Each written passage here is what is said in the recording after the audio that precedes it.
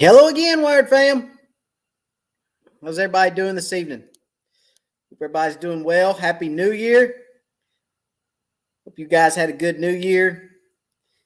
If I didn't catch you last week, hope you had a good Christmas. But the most recent holiday is New Year, so I hope everybody had a good New Year.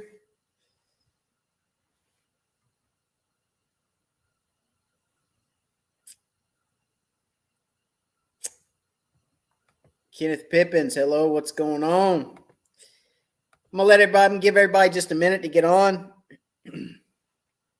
Let my computer catch up. It's always behind, as you guys know. It always takes a minute for my computer to catch up when we go live. Like I said, hope everybody's doing well. Don't forget, when you get on, drop me a hello. Let me know where you're from. I always like to say hello to you guys. I'm starting to see some comments there. Starting to see some people on. What's up? What's up? I am tired. I'm always tired. Have you guys noticed that? I'm always tired when I get on here at 9 o'clock. Oh, well. That's okay. That's okay. All right. Who all do we have on tonight? Let's see. Can you guys hear me all right? Can everybody hear me?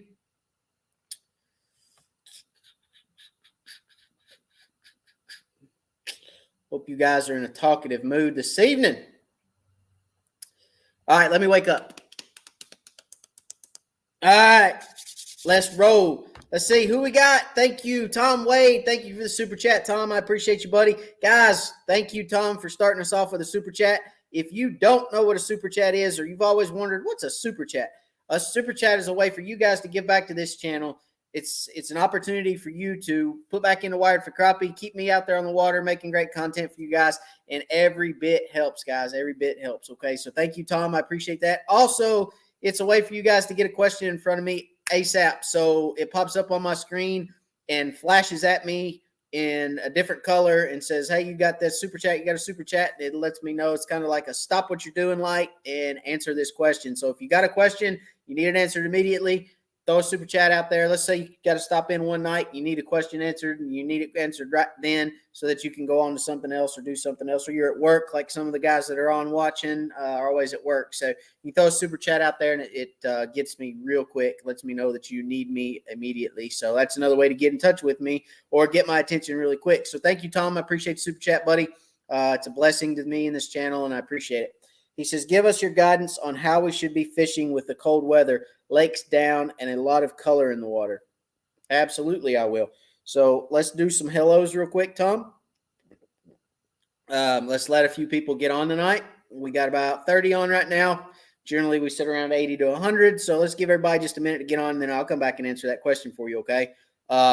So let's put that one on pause just for a second, but I will come back and grab that here real quick, if that's okay with you. Let's see, who all else do we have on tonight? Heidi Clark. Hello, Heidi. Little Wired and Laura are doing well. Happy New Year again. Little Wired is doing great. He is just about back to his normal self. He's kind of a normal baby again, so thank the Lord for that. We're actually getting some sleep now, so that's good. Notice I said some, not a lot. Anybody that has a little baby knows you don't get a lot of sleep. You get what you are blessed with, okay? And you sleep at all hours of the day. Actually, I took a nap. That's probably why I'm a little tired, because I woke up from a nap before I came down here to do the live for you guys. So I'm not awake yet, okay? But you guys with little kids or anybody that's had babies knows you sleep when that kid sleeps. If you can get some shut-eye in between whatever it is you're doing, you get it, all right? So, doing real well. Thank you for asking. I appreciate it. As always, Heidi. Jimmy Pratt, what's going on? Dave D from Lake Hartwell. Hello, hello. James from Cherokee. What's up, James? How the fish biting on Cherokee? Got a tournament there next week, so hadn't been there I hadn't fished the lake since last year when we fished the tournament. So, and that was in February of last year. So another tournament that I'm going in probably blind and haven't fished there in 11 months. Okay, fine.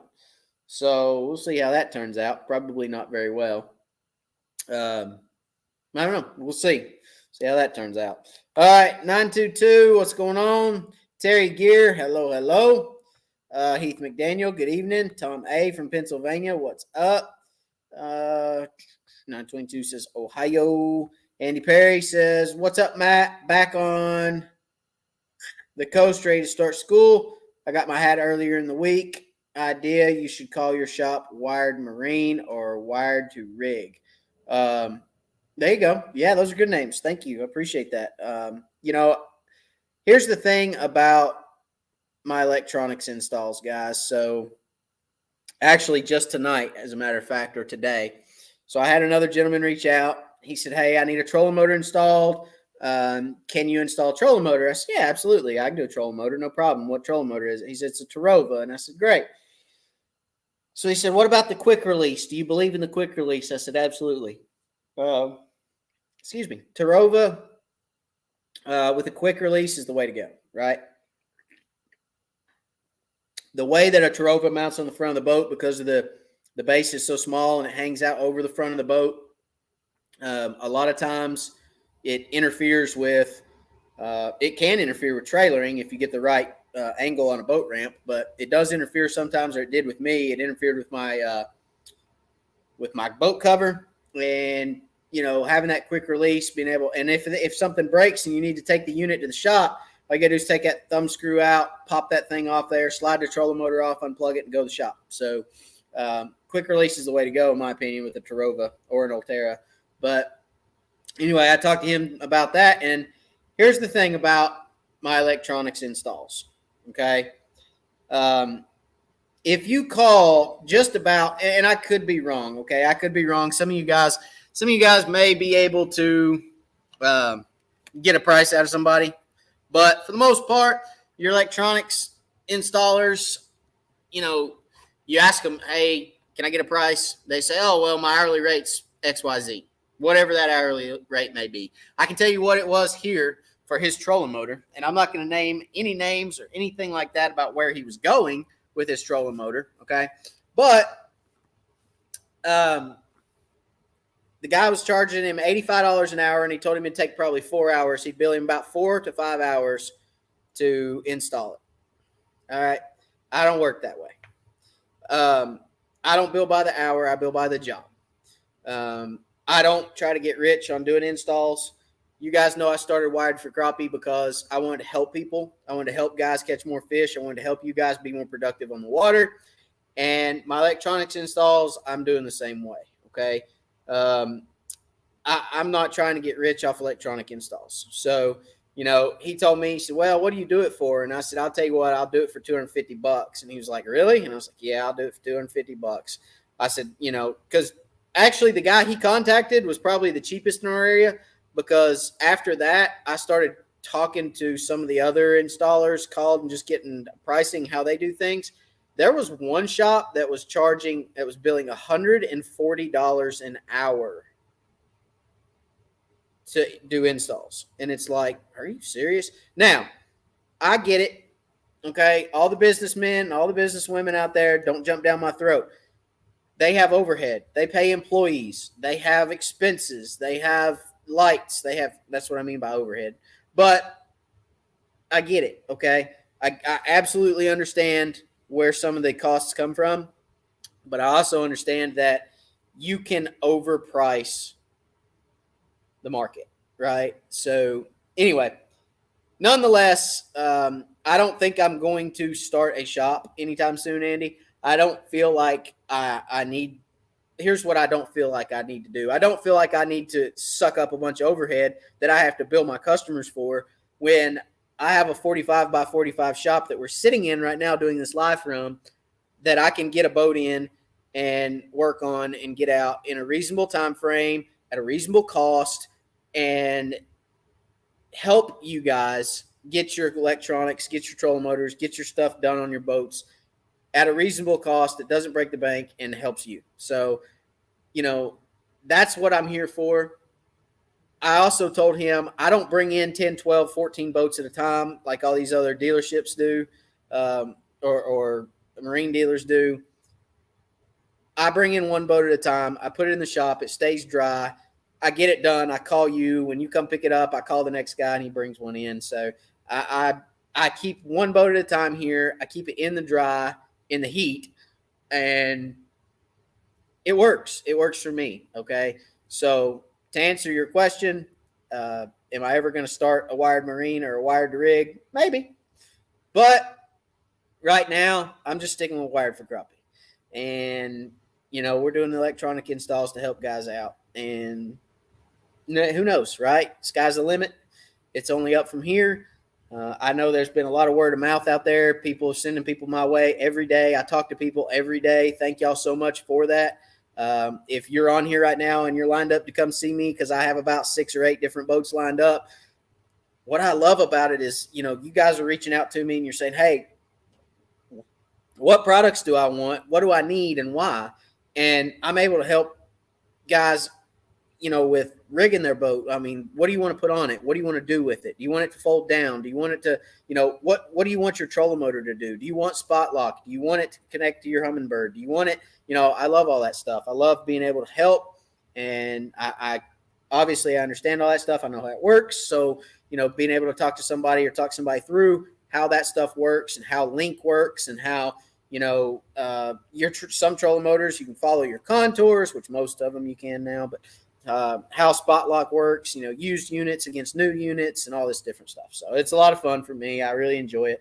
And, who knows, maybe it'll grow into something one day. But first and foremost, with that being said, I'm here to help you guys save money. There's no reason anybody should go pay $140. And look, okay, I was told by them that it would take roughly 6 hours at $140 an hour to install a Livescope system. And I'm like, oh, I mean, that's over $800. And I'm not, don't ask me who, don't ask me where, I'm not going down that road. But that is mind-boggling, okay? That's more than double what I charge. So anyway, it's always a little different, yes, because do you want it on the trolling motor? Do you want it on the pole? Do you want an external battery? Do I have to run wires to the back of the boat? There's always those things that are going to change the cost a little bit. But my price is my price. You call me, I give you a price. Doesn't matter what I have to do from there. That's the price. So nonetheless, if you need an install, if you need electronics installed, you need a trolling motor, you need new transducer put on, you crack a transducer, need a new transducer put on, you need new mounts put on your units, you got a Livescope, you want units on the console, hit me up. All right, hit me up. I would be more than happy to get you a quote. Okay. But Andy, very cool, very good names. I really like the names and maybe we'll see. Maybe sometime down the road. Ronnie Harris, good evening, sir. All right, we got 65 on. Let's go back to Tom's question. Whoops, I almost put you in timeout there, Tom. I hit the wrong button. Okay, so let's talk about Tom's question here. Again, thank you, Tom, for the super chat. Appreciate you, buddy. It's a blessing, and I do appreciate it very, very, very, very much. So let's talk about his question here. And, man, I'm kind of liking leaning up against this windshield. It's got comfy. All right, so give us your guidance on how we should be fishing with the cold weather, lakes down, and a lot of color in the water. Okay, so let's address those. Are all kind of different points. Those are all different things that we'll talk about, and they're all going to kind of dictate, what you do and when you do it and how you do it and all that good business. I'm trying to get my computer to set here. Actually, hang on just one second. I got you an idea. Hey, I got my pegboard done. I got some more of my baits put up there. You guys, what do you think? I got her filled in pretty well there. I'm liking it. I got a lot. Let's see. I'll be right back. I'm going to grab a stand for my computer.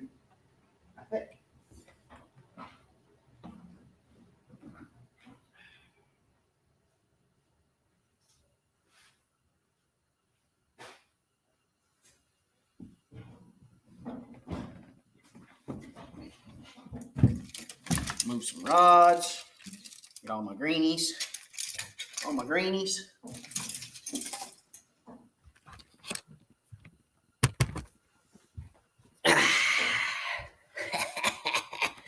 Now we're in business.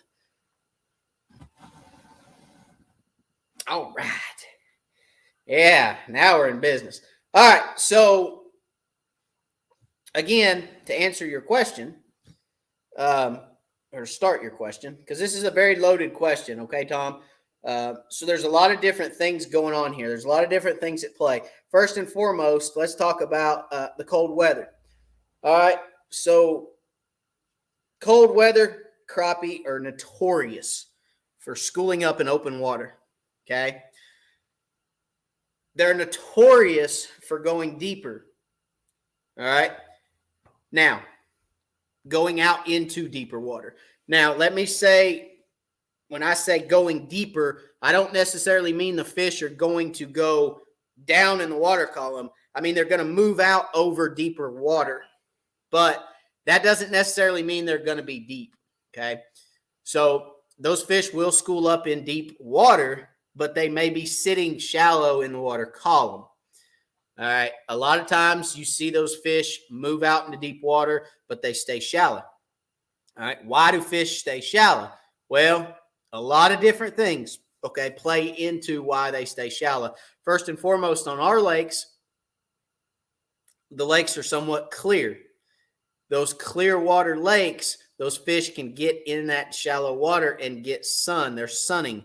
I can't tell you the amount of times on Douglas that I fished in 50 to 60 foot of water, but only spider rigged 4 foot deep and caught hundreds of fish in a day, fishing 4 foot deep. Bright bluebird day in the middle of winter. Those fish get up in that water column and they're sunning. That's what they're doing. They're soaking up sunlight, trying to warm up from that cold water.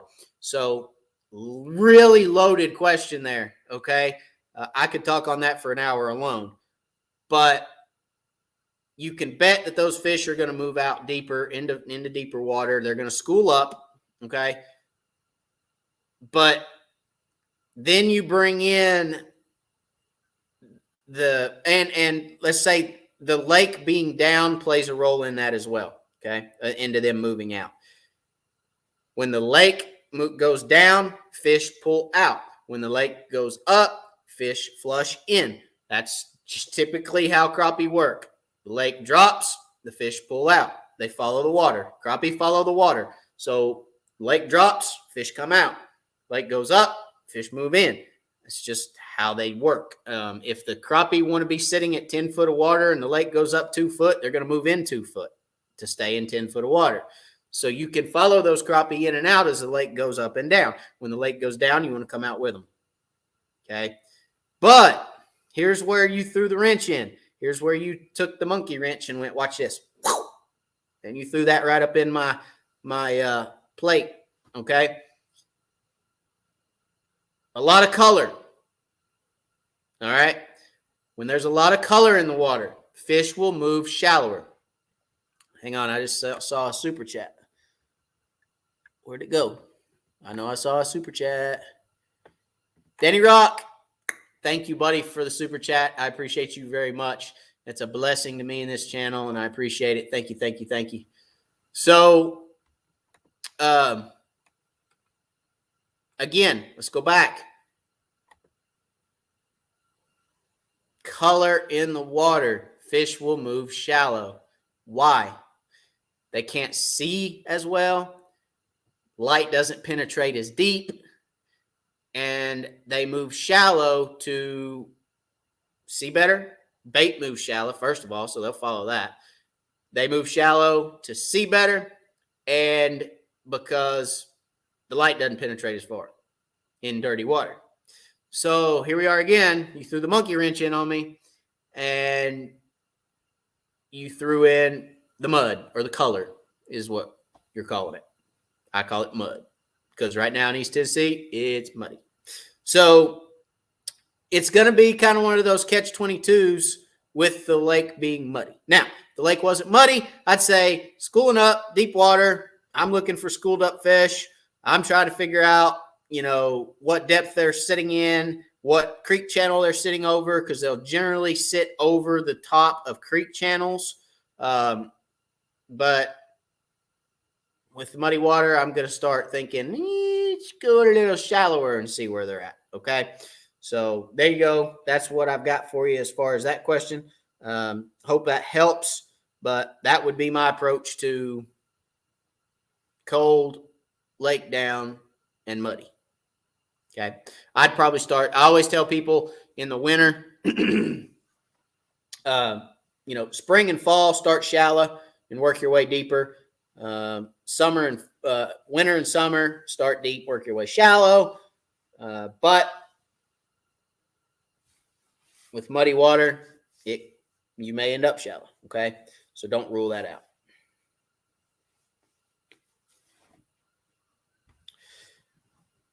All right.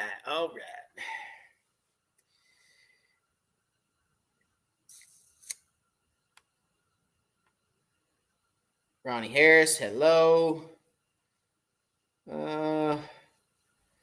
Rick Cagle from Central Texas, what's going on? I am absolutely so far behind on questions, it's not funny.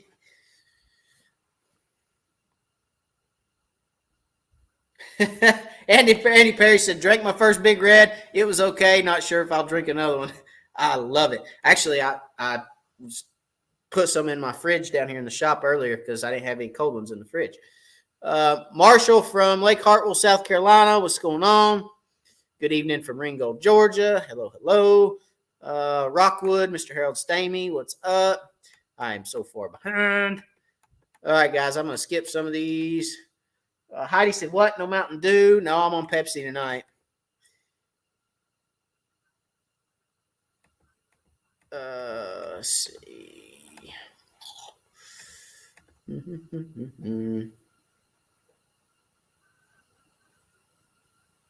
Bid Kid 2020 said, yeah, I have a Tarova on a bass tracker. It will not work with the original tarp, so I had to get the quick release.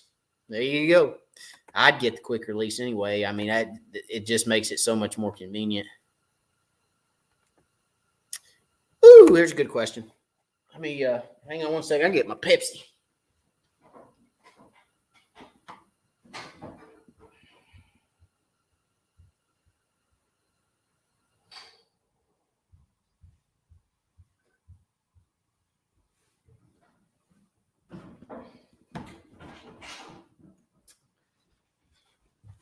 All right.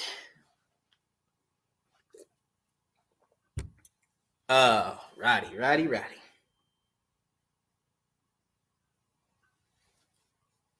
All right, in your slip float video, what line was on your 8-foot rod, braid or mono, and why? Mono. Monofilament when I'm slip floating all the time. Okay. I fish with mono when I'm slip floating. Slip float slides better on it. Bead slides better on it. I like monofilament when I'm slip floating. I also like that it has a little stretch. Sometimes I get a little carried away, as you guys saw in the video when I'm setting the hook. And I like a little bit of give in the line when I'm setting the hook as hard as I do sometimes. So always mono. I mean, braid, the advantage of braid is the feel. Okay. You can feel everything with it. If a fish breathes on it, you can feel it. Okay. I mean, you can count his heartbeats when you're reeling him in. You can feel that well on braid. All right. Has anybody ever heard anybody say that? That's a great analogy right there. I'm just saying. You can feel his heartbeats. You can count his heartbeats as you're reeling him in. I'm just saying. If anybody's ever said that before, I may be a first. That may be a first. You heard it first here, guys, on Wired for Crappie. Anyway, when I'm slip floating and I can see the bite with float, I don't need braid. I don't need to feel. I can see it. So strictly mono when I'm slip floating. Very good question. And it was Vicious 4-pound test, which is right here.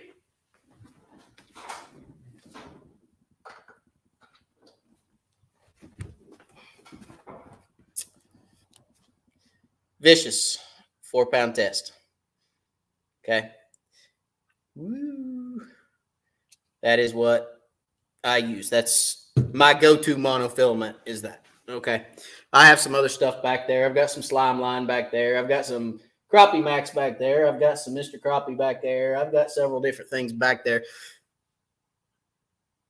The Crappie Max, slime line, and the Mr. Crappie is what I troll with. All right. And it's all 6 pound. This is 4 pound. This is what I cast. This is Vicious Panfish 4 pound test.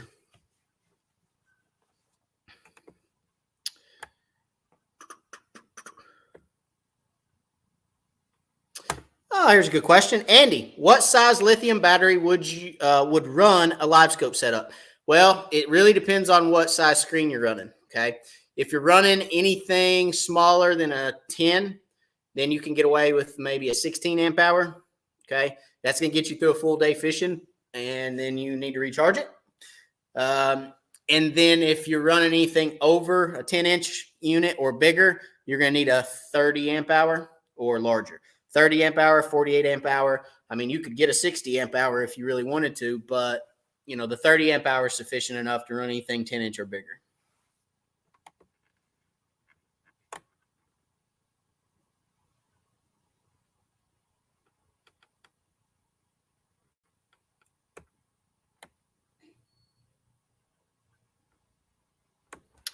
Brian, one of my favorite questions, one of my all-time favorite things to discuss is switching from bass to crappie, because I did it, and I love talking to people that did it. All right, so I've said this before on the channel. When I was younger, I bass fished. I mean, that's like what every kid gets introduced to, right, is bass fishing. And I bass fished for a while when I was younger. Never really got hot and heavy in tournament fishing, bass fishing. I fished a tournament here and there, but it really wasn't, I just never really felt good about it. All right. We won't talk about where I finished in any of them, but I fished a couple. They were fun, but it just wasn't for me. It just didn't fit. Right. So anyway, I too came from bass fishing. I can't tell you how many casts I've made with a Shad Rap. My gosh, I've thrown a Shad Rap all over East Tennessee, and it's just daunting how many casts I've made with a Shad Rap, but we're going to move on. All right, so, hey, Matt, I'm coming over to crappie from fishing for bass for years. Can you recommend a couple of rods that you like? I'm looking to get the good stuff first time around. Thanks. Yeah, absolutely, Brian. While I'm speaking about that, let me get my banners up. So, real quick, Brian, before I go on, Crappie Cove. Wired discount gets you 10% off, crappiecove.com. Fishing specialties, 10% off with wired, and stowaway mounts, 10% off stowaway mounts with the discount wired as well. And there is a new code for Bonehead Tackle, okay? Bonehead Tackle, guys, all your best plastics, which are right over here, all this whole section right here, which is the largest section on my board, Bonehead Tackle. 15% off of Bonehead Tackle. Crappie 2022. Crappie 2022 gets you 15% off of Bonehead Tackle. So keep that in mind as well, guys. Rods, okay, for crappie fishing. If you're coming from bass fishing, you're used to casting. So here's what I'll tell you, okay, Brian. I, too, came from bass fishing, and I love to cast. I love to cast the fish, okay? But I love to cast the fish that are going to bite. I love to catch fish and reel in fish. I don't like just a blind cast at nothing, all right? That's why I loved crappie fishing, because I could find a brush pile. I could cast to that brush pile. This is even before Livescope, guys.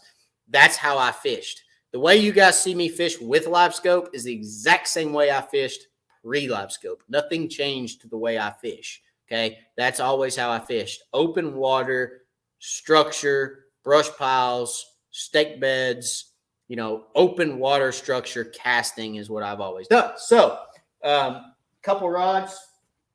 You grab a few without breaking them.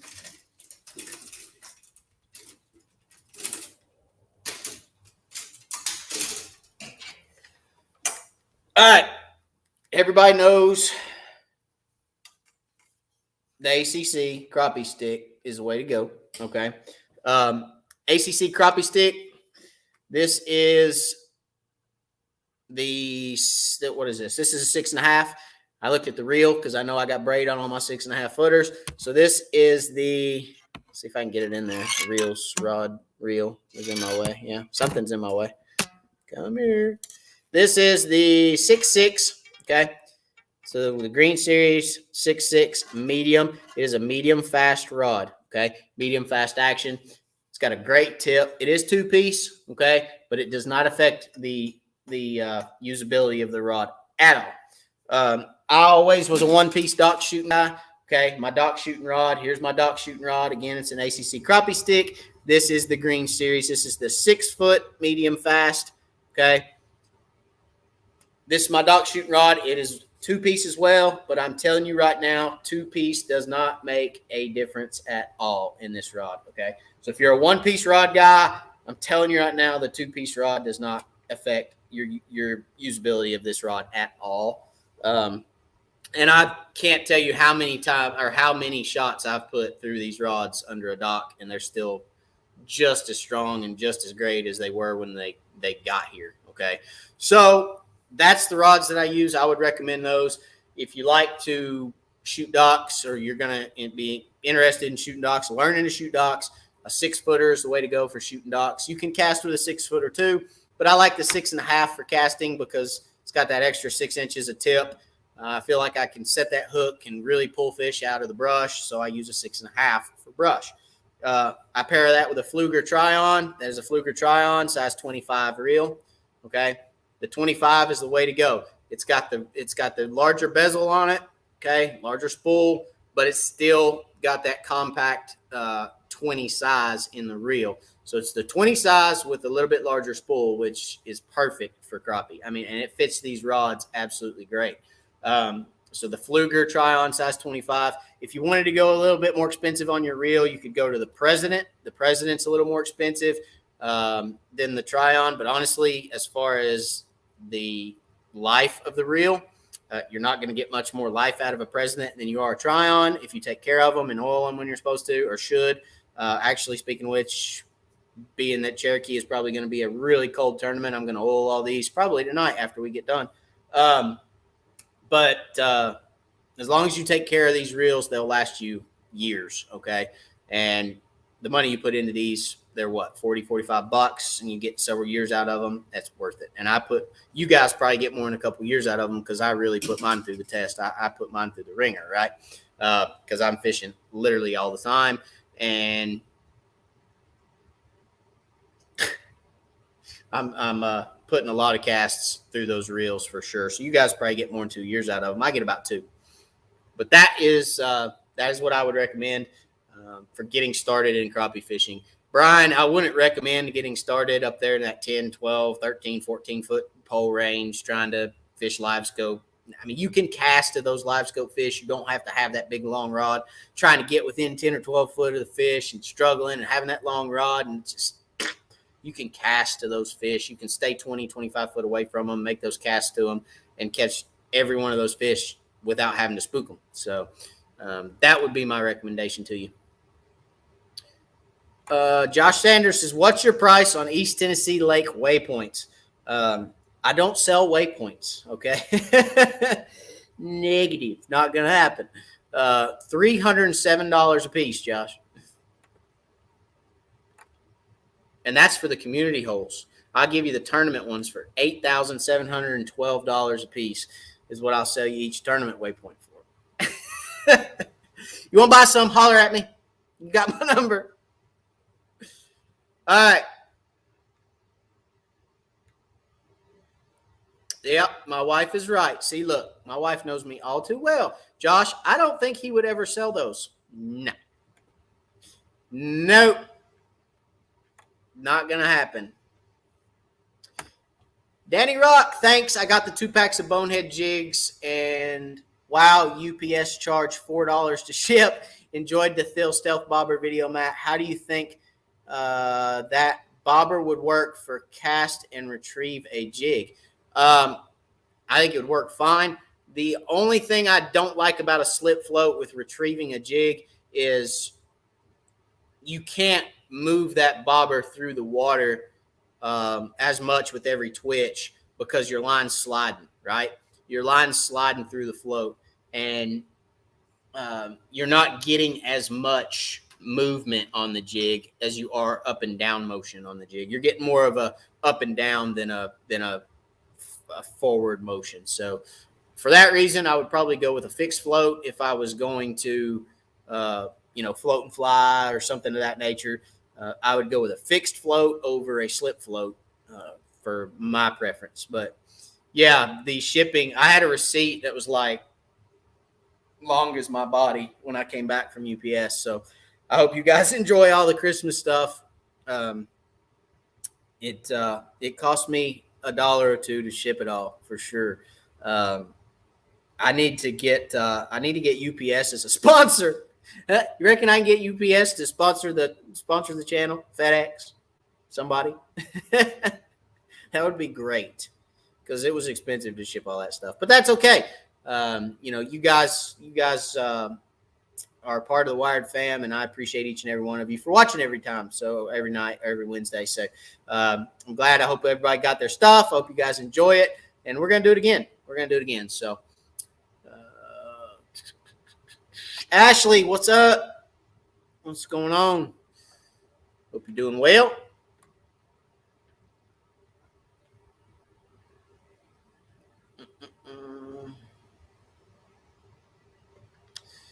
Matt. All right. Matt, I'm glad you mentioned this. Andy, I use two 20-volt, 9-amp Dewalt batteries. They last 5 hours on all the time. Okay. Matt, let me ask you a question. Okay. How much do you pay for those Dewalt batteries? Because last time I checked, a 9-amp Dewalt battery, as a matter of fact, where's my phone? Let's look it up. Oh!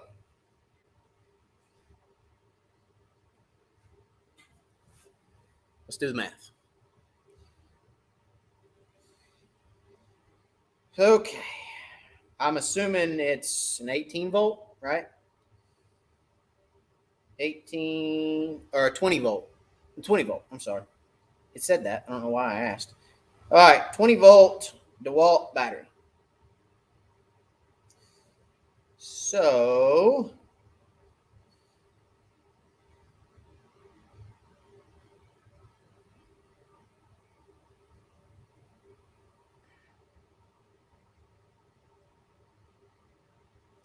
well, they got a bunch of different ones. They've got Max and Pros and all this different stuff. I'm not real sure which one you use, Matt, but for the purpose of talking about it, let's just find the regular old 20 volt. You said what? 9 amp, 5 amp? What are they? 9 amp hour. 9 amp hour. Let's find the 9 amp hours. I should be able to find that. That's 4 amp hour. 20 volt, 9 amp.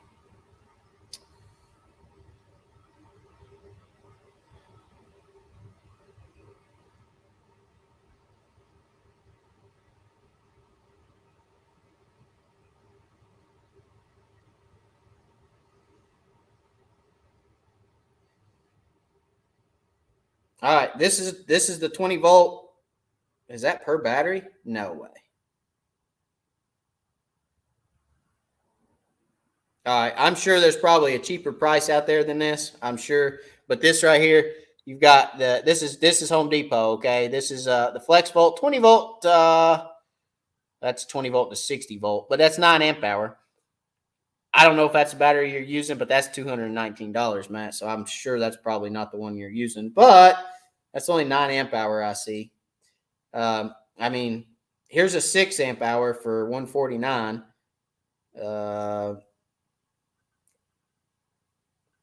I mean, that's $200. Surely that ain't it. Anyway, we're moving on. So that's $200. Why not go buy an amped outdoors battery, a 30 amp hour that lasts you 3 trips? I mean, I can run my 12-inch Garmin Livescope package. That's a 1222 on the amp battery for 3 trips on the lake before I have to charge it. You're getting 5 hours on one battery. and you're paying the same price. An amped battery, and a 30 amp hour from Amped is $200, $179, $189, something like that. So, 10 hours versus 16 plus for probably cheaper. I would get the Amped Outdoors battery. That's just me. I'm not sponsored by Amped. I don't have any affiliation with Amped. I buy Amped Outdoor batteries because that literally, in my opinion, is the best Livescope battery out there right now. I've ran mine I've ran the same 30 amp hour battery since I got my Livescope, and I love it. It could blow up tomorrow, and if it does, I'll go buy another one. But that Amped Outdoors battery, 30 amp hour, runs that unit flawlessly. And most of the time I'm on the water, I'm out there more than 5 hours, especially in a tournament. So I'm buying, you could have commented again. If you did, I hadn't seen it, but I'll see it here in a minute. But maybe you told me how much those things cost. Maybe I am looking at the wrong battery, but as far as I know, those Dewalt batteries are expensive. I would suggest going Amped Outdoors, probably cheaper and going to get more runtime out of one battery, and you don't have to swap them.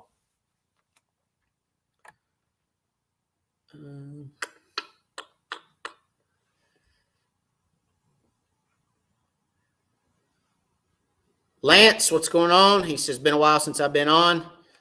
Big Red is the best. Yes, it is. Sean from Waverly, what's going on?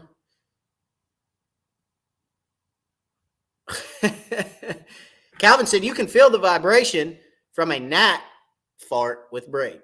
Yes, you can. And you can count heartbeats on a fish as you're reeling them up. Let's see. Big Kid, what do you think of Mr. Crappie line? I think I pull my crankbaits with it, and I would never do anything else with it. Ever. I pull my crankbaits. Actually, I use it to tie my leaders on my crankbaits, and that's it. I'd never do anything else with it because 6 pound test it's 6 pound diameter, but it's like 15 because it's so stiff. So I tie leaders with my crankbaits, but that's it. I don't do anything else with it.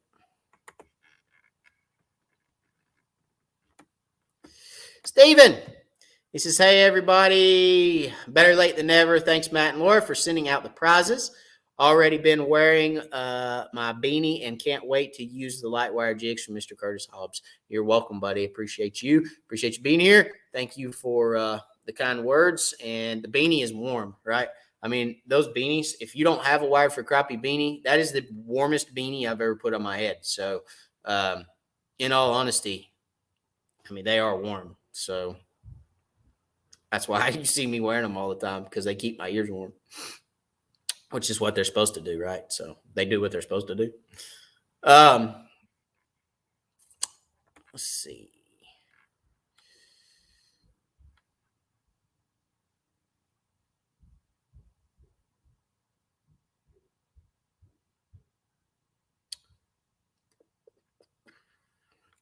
All right. I knew this question was going to get asked. I knew it was coming. All right. So where do you get the Thill Stealth Bobbers from?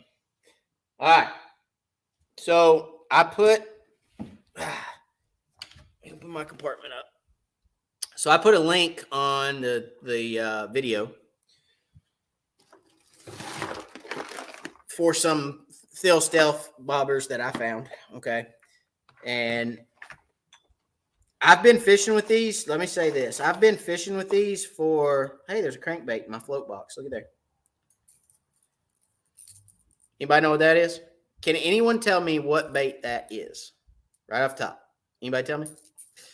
All right. So I've been fishing with these. If you haven't seen the video, the Thill Stealth float, that's it. Okay. You need to go watch the video first and foremost. But if you haven't seen that float, it's called a Thill Gold Medal Stealth float. All right. It's got a hole in the bottom where your line slides through. Everybody see that? And in my opinion, it is the absolute king of slip floats, period. It is a diamond of a slip float. It is all the best things, sugar on top, and then some, as far as slip floats are concerned. The bad news is I've been fishing with those for years, and now they don't make them anymore. So I'm sorry. There are still some out there on the market, though. You can still find some, but people are charging a little bit more than they originally cost. They were originally like $3 a piece. Now they're like $8, $9 a piece. I found some, posted the link on my video. So, but look, how often do you really lose a float, right? Especially if you're fishing out of a boat. How often do you really lose it? Because you just throw over there and get it if you break off. But they are a little pricier than they used to be. And I've actually contacted Phil and asked them to try to locate me some inventory. And they messaged back and are looking for some inventory for me. So hopefully they'll find some inventory. And if I find some, I'll be selling those because I'm going to buy every one they have. And I'll sell you guys some. And I'm also trying to get them to maybe make a run of them because they still have the mold. So I'm trying to maybe get some run, but I don't know. We're talking, trying to get that worked out. Maybe we will, maybe we won't. I don't know. But I'm working on that. In the meantime, in the interim of that, okay, let me show you guys a float that's going to work very similar. All right. And it is the Rod and Bobs. Okay. Can you guys see that? Rod and Bobs. All right. And this is a 3-in-1. Okay. And don't let the spring fool you. All right. Everybody knows you see the spring and you think that's a fixed float. The Rod and Bobs can be fished as a fixed float. Okay. But Randy, I'm going to get rid of your comment there for just a second. But it can also be fished as a slip float. So if you flip it over and you look right at the bottom, see that slit right there below the spring? Okay. That can be fished the same way as the Thill Stealth float. Now, I like the Stealth because it's sleeker. Okay. It's a lot sleeker. It's a lot skinnier. And I like that the ball of the float is in the water. It covers the ball. And then you've just got the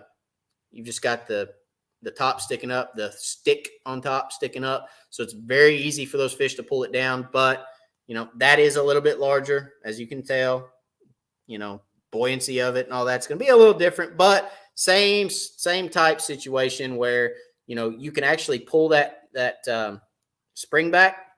Okay. You can lay your line right inside that groove, pull it down, and it'll actually slide just like the Stealth float will. Okay. So it'll slide right through there. And it'll slip just the same way, but it is a little bit different float. But in the interim, these are a little bit more cost effective than what you can find these for right now.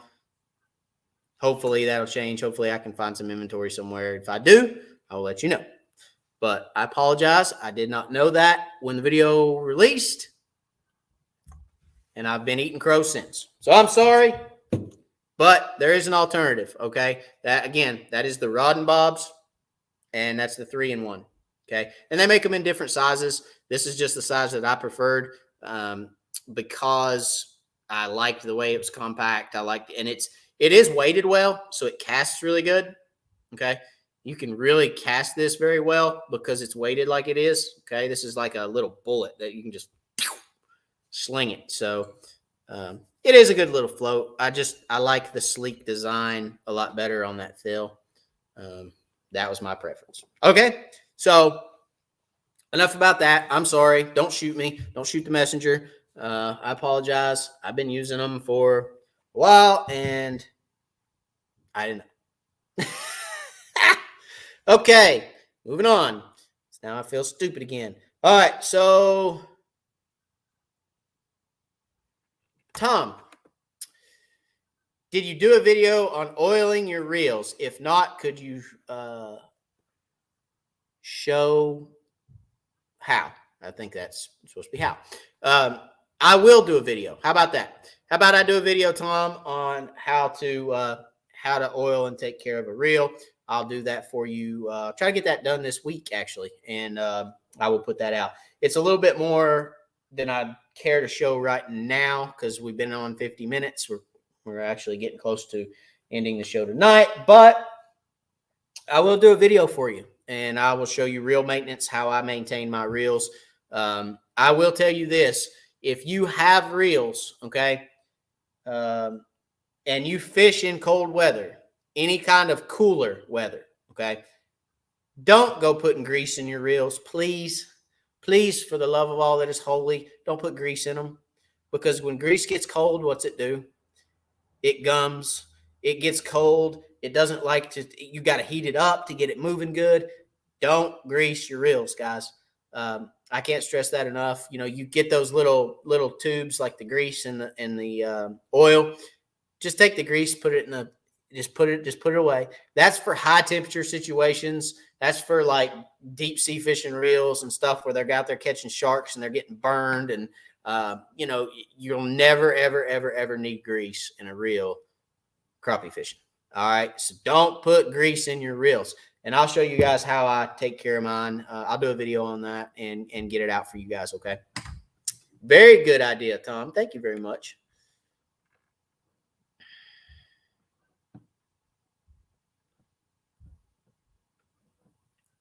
Let's see.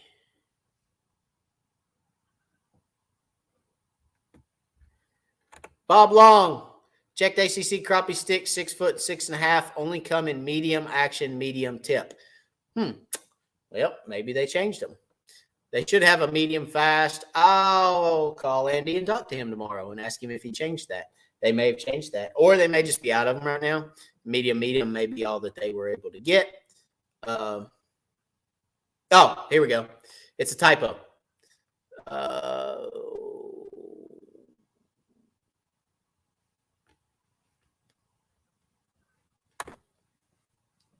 David, I ordered the ACC 6.5. Said on the website it's medium, but on the rod it says medium fast. Website typo. Okay, so it's a typo on the website. Thank you very much, David. I appreciate that. Thanks as always for the great answer. I would be really into seeing how you oil those reels if you decide to film it. Yes, I will. I will film it. Promise. Promise that. Oh, yeah, there's another one. So it's just a typo. Medium, probably a typo. I will call ACC tomorrow and tell them they got a typo. How about that? As a matter of fact, let's call them right now.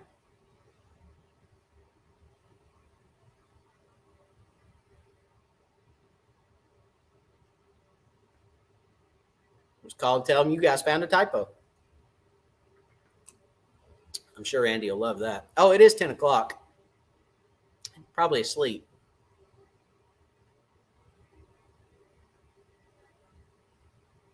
Probably going to kill me.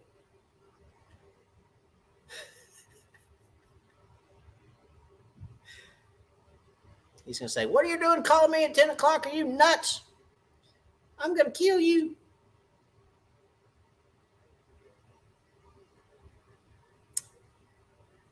Voicemail. All right, we're not going to leave a message on that one because it's 10 o'clock at night. I forgot. We're late. So, but I will. I'll let him know tomorrow. He'll call me back tomorrow, and we'll let him know, hey, you got a typo. So thank you guys for that. Let's see here. Joel Nash, what's up, Matt? How's the Cherokee fishing? I don't know. I ain't been there since last year. You know me, my MO is don't pre-fish anymore. Don't fish the lake for 11 months and show up and shoot for the moon and hope to land in the stars somewhere. I don't know. Can't tell you. Swear. I ain't been on it in 11 months. So, again, like Chick. So I was actually telling my wife I really need to go this weekend, but I don't know if I'll get to because it's supposed to storm Sunday and Saturday. It's going to be cold. It's going to be really cold Saturday, like teens cold. And I don't know. I don't know if I'll go or not. So we'll see. But I can tell you, it's probably fishing the way it was last year, maybe. I don't know. I really don't, Joel. So I wish I had more answers for you, but I don't know. I can tell you how Loudon's fishing. Loudon's fishing really good. So if you guys want to go fishing, go Loudon, because Loudon is an excellent winter lake. And I'm telling you right now, the fish are biting on Loudon. I've been to Loudon several times in the last month, and well, a bunch of times, and the fish are absolutely wearing it out on Loudon. So if you're looking for catch eater fish and you want to go catch a mess of fish, go to Loudon, because I'm telling you, it's on right now. So, you can catch them anywhere. You can catch them on docks. You can catch them on stake beds. You can catch them in open water. You can catch them on bluffs. You can catch them on blowdowns. You can catch them. You can catch fish any way you want to catch them on Loudon right now. Okay. Rick Cagle, I run a 93 SV Livescope black box and network hub on a 19 amp hour amped outdoors battery. I can fish 6 hours and voltage goes from 16.8 volts to 15.4. So there you go. Yeah. So, and you still got plenty at, 15.4, 16.8. A 12-volt battery putting out 16.8. Did you typo that, Rick? Maybe. No. I generally get about 13 on a 30 amp hour charged up all the way. I'm getting about 13.6, 13.7. And then after I fish all day, 8 hours, it may go to 13. The first day, it may drop to 13.4-ish. What is that over there? And then the second day, it may drop to 13.2, 13.1. And then the third day, it may get down to 12.7, 12.6. But generally, it's still showing 12 volts after 3 good days of fishing. So, that's the way to go, in my opinion.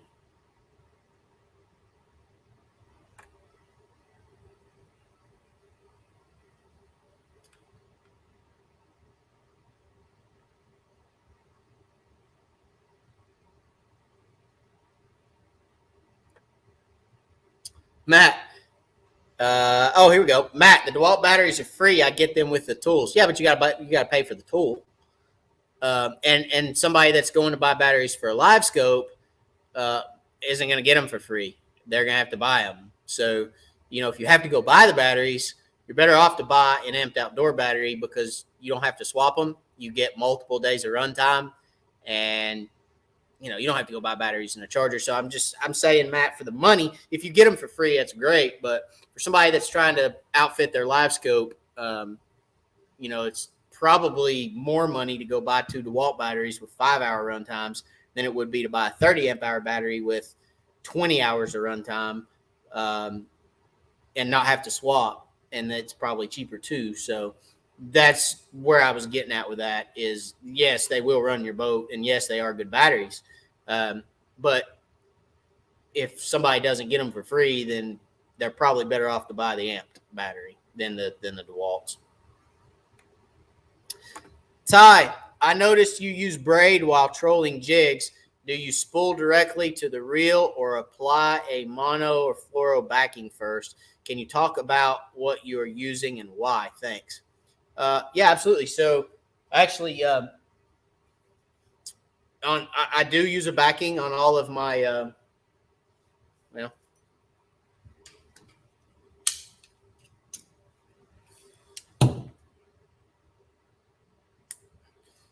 I need to respool this anyway. So this is Braid.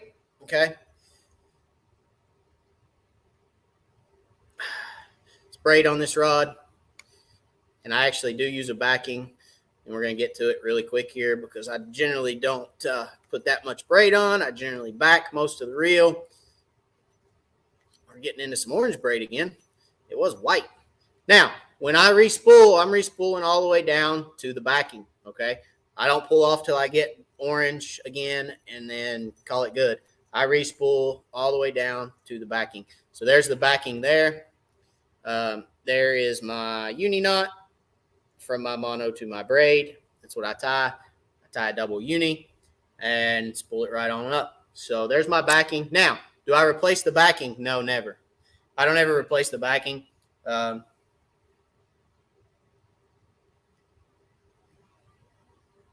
Because the backing generally, trying to bite braid off, The backing generally never sees any action. The backing actually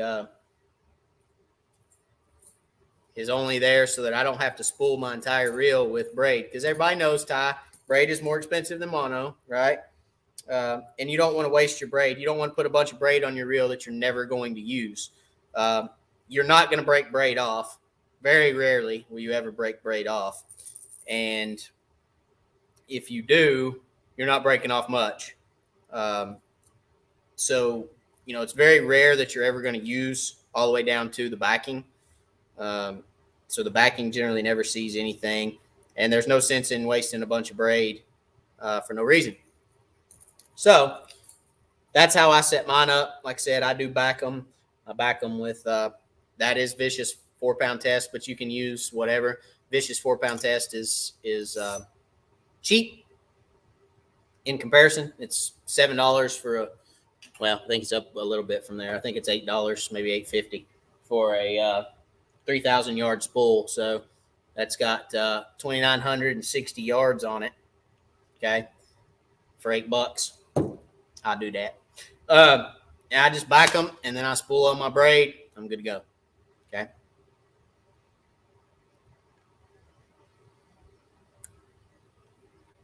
The braid that I use is actually a bonehead tackle. It's a B power braid.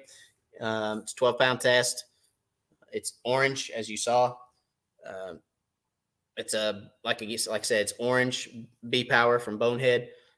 The reason I use that is because I like to have two different colors. I like to have orange braid, and I like to have high vis green on my dock shooting rods, mono.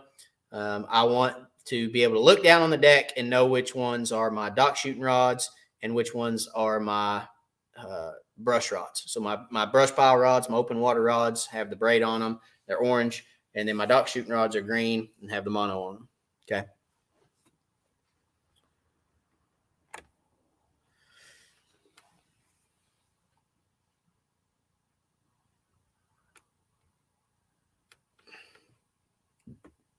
Oh, Joel got it right. Flicker shad, which I wrapped up in braid now, which I'm going to have to get out of the braid. But, yep, that is a flicker shad covered in braid, which I just covered in braid. And that is actually probably my favorite color, too, as far as flicker shads are concerned. That pink tiger is what that is. That is actually probably my favorite color flicker shad. So FYI. Not probably, it is. It is my favorite color flicker shad, period. One lake in particular, Dynamite, which I'm not going to name. It's a secret. But I love that flicker shad. That pink tiger flicker shad is the bomb, for sure. All right.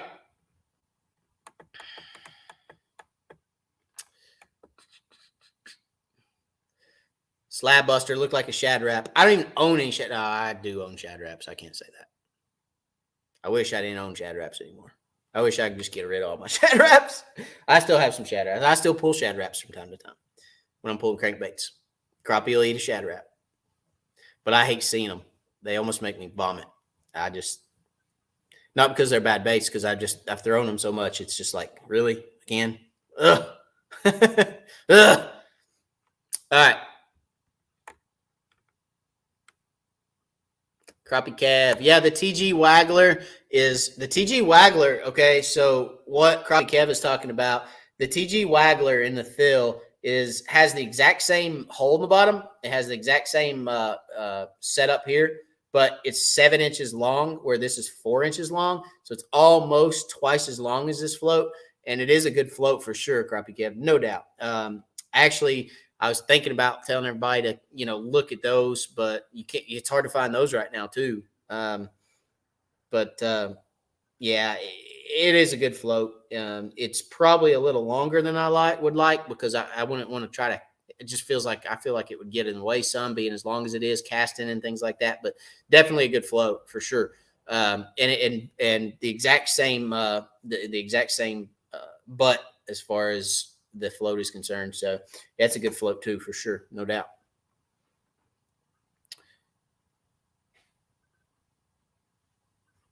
Tim Fleming. Do you tie fluorocarbon line to your braid or just tie double jigs straight to braid? So if I'm fun fishing and I'm fishing brush and I don't want to be retying, well, if I'm guiding and I don't want to be retying jigs all day, then I go straight to the braid. If I'm tournament fishing, then I will tie a fluorocarbon leader to the braid, just because I feel a little more confident with it. And that's about the only reason I do it. Do you have to do it? No. I do it because the line's invisible underwater and I feel a little more confident with it. So that's the only reason I do it. Crappie aren't line sensitive. Can you catch them straight to braid? Absolutely, you can. No doubt. No doubt about it. So, but yes, I do tie a fluorocarbon leader when I'm tournament fishing. When I'm guiding, no, not so much. Straight to the braid, because then I can pull jigs out of as if a client gets hung, I can pull jigs or hooks or whatever straight out of the braid or straight out of the brush, and I'm not retying jigs all day. You know what I'm saying? So.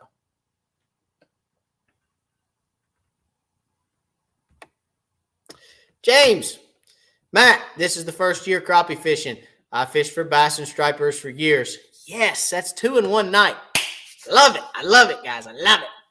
Welcome to the dark side, James. Welcome to the dark side. Crappie tastes better. So I hear, you know. All right. Fish for bass and stripers for years, but all I think about is crappie fishing. That's awesome. Well, welcome to the dark side. I hope you enjoy your crappie fishing. I hope you have a good year crappie fishing. And if you ever need anything, ever have any questions or anything like that, please feel free. Please feel free to hit me up. Let me know what your thoughts are, what your questions are. I'd love to answer them. If you ever need any help with anything, I'm here to help you. Okay.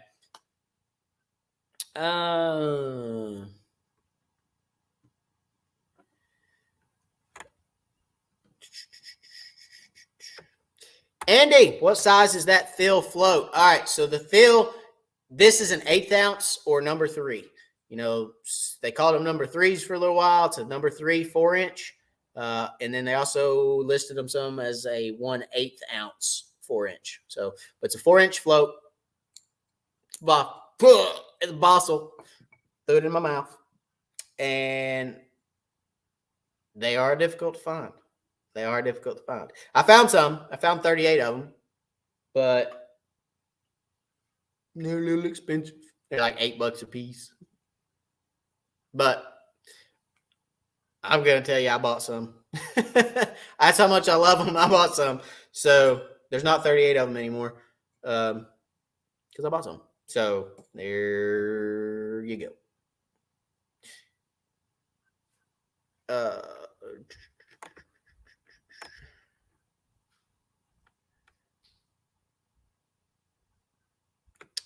Patrick asked if I fished Fort Loudon Lake in Tennessee. Yeah, that's actually one of my home lakes. Tellico Loudon is what I consider my home waters.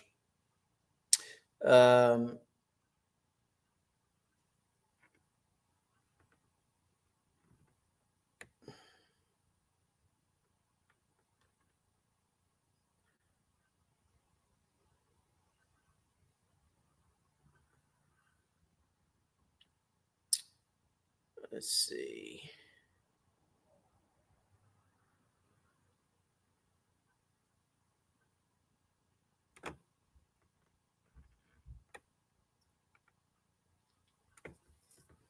Sean, very good comment or question.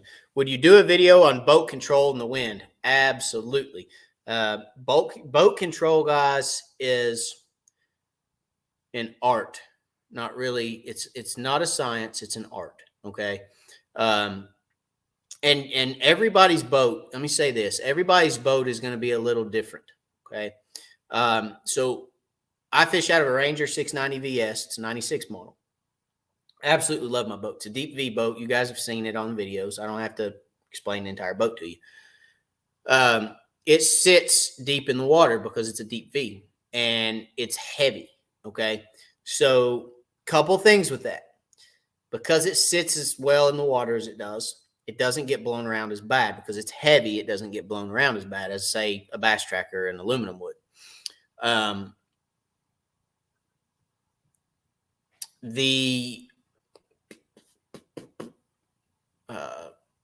thing about my boat is once you get it moving, it is hard to stop.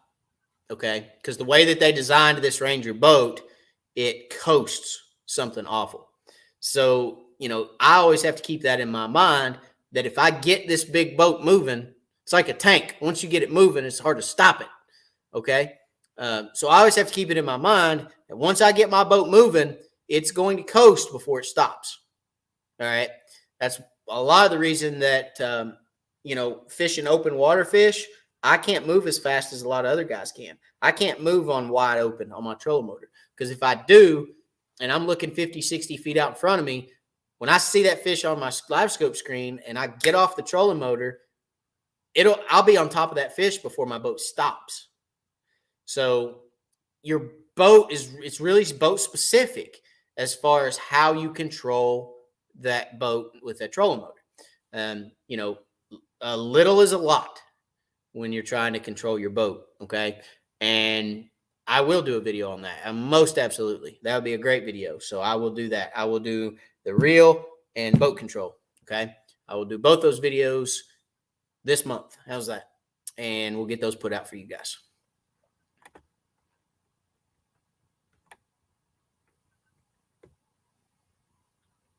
Andy Perry said, I'll give you 3 in one night.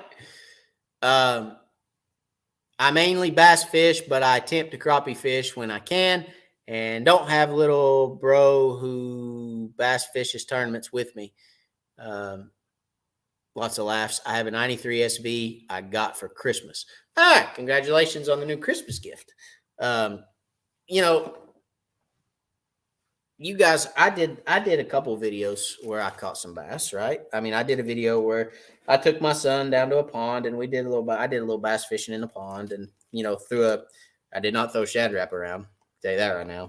I threw a little rattle trap around and caught some largemouth, and that was fun. I mean, I still enjoy catching largemouth sometimes, especially with my kids. I enjoy. I mean, it's fun to catch those fish. They pull hard, right? So getting a kid on a largemouth bass, let them pull a little bit. It's fun, but I guess I wore myself out on bass fishing really quick, and I work for a living. I don't want to go to the lake and work, and bass fishing is work, guys, a lot of times. So, but yeah, I don't have anything against the bass fishermen. I don't have anything against bass fishing. I just love my crappie fishing. So, and who knows, maybe we'll see the channel go bass fishing every once in a while. I don't know. We'll see. As my youngest gets older, well, not my youngest now, my middle child, I guess, right? Once my middle child gets older, he's getting more involved. That kid watches fishing on YouTube all the time. And he told me the other day, Dad, I want to bass fish. And I'm like, oh my gosh, I've said this before, but I see flipping and pitching and cranking and A-rigging and Carolina rigging and drops and open. I don't want to talk about it. So, I see some of that maybe in my future as my 6-year-old moves into his career of fishing, because he is eat up with fishing. I mean, I can't go to the lake or go outside and do anything without him. He's an outdoors boy for sure. And, there's a lot of great stuff out there for kids in the way of bass fishing, as far as high school teams, middle school teams, college teams. I mean, bass fishing is growing.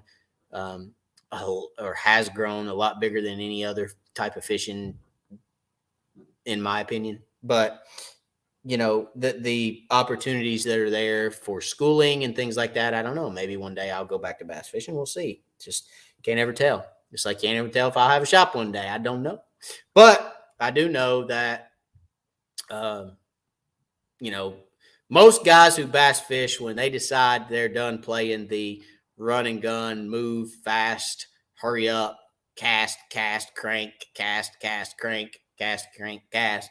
Once they figure out they're done with that, they generally pick up crappie fishing, is what I've seen. So my tournament partner is a retired bass fisherman. So, we meshed well. We have always fished the same, and we fish really well in the boat together.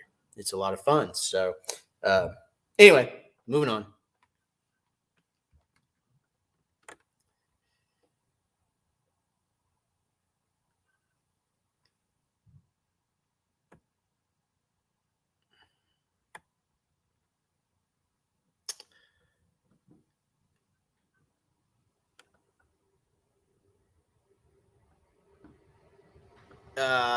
Andy said you can get that float for $1.48 if you don't mind ordering from China Fishing Big Store.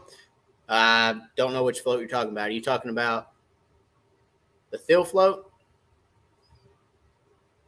If you're talking about the Thill float, you guys can go check that out, Fishing Big Store. I don't know exactly what that is or why. I mean, everything comes from China anyway, so I don't know why that's a problem, but cool. Thank you.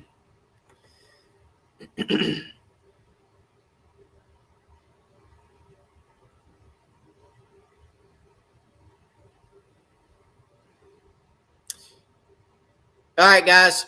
We've been on for an hour and 15 minutes. I think we're going to call it tonight. I appreciate each and every one of you, like I said, always, for being on the channel, for doing everything that you guys do. Appreciate the comments, the questions. I especially appreciate the super chats, each and every one of them that come in. It's a blessing for me. I look forward to our Wednesday nights together. Every Wednesday, I look forward to it. It's become a really, really cool time for me to just sit down, conversate with like-minded people, men and women, and just get to talk crappie fishing. That's what I love. I love to talk crappie fishing. And I appreciate each and every one of you for being here. As always, thank y'all for watching the videos. Don't forget about the 10,000 subscriber giveaway. When we hit 10,000 subscribers, we are now up to, I think, almost 9,400. If I'm correct, I think we were at like 9,200 last week. And if I can get it to pull up, we are at 9333. So we have gained quite a few subscribers. I appreciate everything y'all do. If you would, please share a video. Find yourself a video, share it on your platforms, talk about Wired for Crappie, put Wired for Crappie, tag Wired for Crappie in your posts, in your forum posts and things. Let everybody know that you like what's going on at Wired for Crappie, please, and try to grow this channel, okay? Once we hit that 10,000 subscriber giveaway, we're going to do a 2-day fishing trip to one lucky subscriber in East Tennessee with me on my boat. 2 days. I'll pay for your motel and your fishing license. You'll be responsible for covering the gas and the food, but I will pay for all the fishing trip, all the fishing needs, including the fishing license and also your stay while you're here for your motel. So don't forget, you have to be a subscriber to get entered into the 10,000 subscriber giveaway. So make sure you subscribe, like, comment, share, and I appreciate you guys, everything y'all do. Thank y'all. God bless, and we will see you next week.